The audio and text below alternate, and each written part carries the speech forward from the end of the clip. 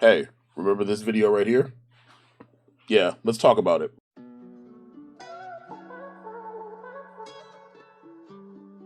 So, I recorded a video back in, I want to say, the end of September, beginning of October, about Big Blue, right? And I put the word honest review in it, because at the time, let's be real, that was the popular thing to do. Put honest review in your title and everything else. So I've been having a conversation in the comment section the last day or two about, me being, I'm saying, a phony and whatever else because I bought Big Blue after I stated, like, before then that I couldn't justify the price on paying for it because it was $600. Since then, I've bought that for $600. I bought Killer Instinct for $700. Now, to anybody on the outside looking in, yeah, that does seem a little, that seems a little fake and whatever else, right? And I was dead set, like I was dead not even gonna freaking buy Big Blue. But I'm happy that I did. For those who don't know, Arcade1Up put out the Street Fighter Big Blue cabinet back in the beginning of September. Well, technically the middle of September, but some places started selling it early, right? And at that point, I wanted one. I wanted one because I saw Justin Wong have it in his background during Evo 2K21. I even called him out about it on Twitter. He responded and everything else, you know what I mean? So, shout out to Jay Wong. He's a good dude. And, you know what I mean? Like, my thing is, if somebody like Justin Wong, and yes, I know he does QA for 1UP, and I know he's on the payroll, but, he streams Fightcade, you know what I mean? Like, he plays all the fighting games. Like, right now, the dude's in love with King of Fighters 15, right? So, I value his opinion a lot. And if he's saying, hey, it's really good, you know what I'm saying? Like, you should jump out the window and maybe get it. It's not because he's being paid to do it, because it's genuinely how he feels. For anybody who knows me knows, I love Street Fighter. Like, I don't think y'all understand that. Like, I love Street Fighter. And the reason why things are pink like this, the reason why that's pink is because, like, my friends, you know what I'm saying, used to call me the villain in pink. Because I used to rock Akuma and rock Akuma in pink. It just is what it is, right? I've loved Street Fighter since I was a kid. Never stopped loving Street Fighter. I will always love Street Fighter. And at this point in time, before the cabinet came out, they came out with the Capcom Legacy Collection, but there was no online. So it would have been just like the Wave 1. It would have been sitting here, it would have got played, but there would have been no way to interact. Buying Big Blue did so much for me personally. You know what I mean? Like, it introduced me to people, I got to take part, and I still get to take part in the retro fighting game community, that's built here on this platform. And granted, yeah, I had Marvel vs. Capcom beforehand, and we were doing all that, whatever else, but it feels good to just play Street Fighter, to talk trash, to get to know people that are cool to this day, you know what I mean? Akuma Rev, you know what I mean? Freaking UAG, and let's be real, that's how it really started. Me and UAG really beefing. So shout out to your average gamer. I mean, that I consider that dude a brother. You know what I'm saying? Even though he calls me Mario Kart because he's not good at it. Anyway, but you know what I mean? Like him, freaking, you know what I'm saying? Kristen Steps, New Sensation, like meeting these people, and I just hit my microphone. Meeting these people, and the people that go along with it. And expanding the community, man. Like, that's what it's about.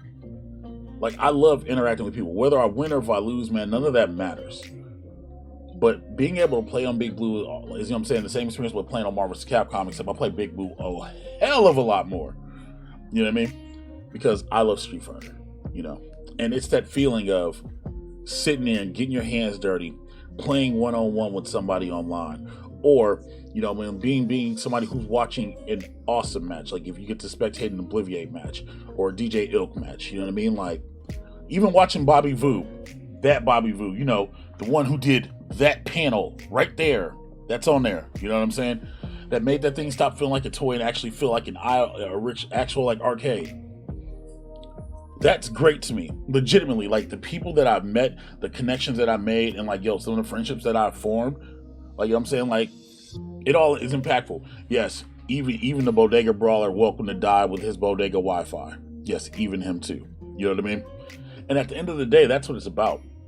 It's about the brotherhood that comes along with it. Yes, I spent $600 on a product. Yes, you know what I'm saying? I have fun on it, whatever else. And yes, I sat there and I said, like, I wouldn't do it. But would I take it back? Hell no. I do it again. Not to mention that every game is online. Literally, every game on the Big Blue is online play. From freaking Street Fighter CE all the way down to Capcom Sports Club. There's literally something for everybody on the Big Blue cabinet. Like, if you thought that Capcom Legacy was diverse, this thing is diverse as hell. For goodness sakes, yo, we literally watched a Super Puzzle Fighter 2 tournament Friday night, and Mrs. Office Arcade finished second. Legit, like, and that's not to sound like sexist or anything like that, but men are playing it, women are playing it. Like, it's diverse. Where have you ever seen a cabinet where you can get Street Fighter, you can get your Darkstalkers fix, you can get Puzzle Fighter, you can get Capcom Sports Club, and you can play Saturday Night Slam Masters online for 12 games? It's a deal.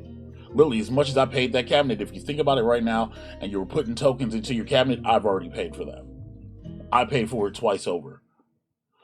So I think it's more about just enjoying the experience.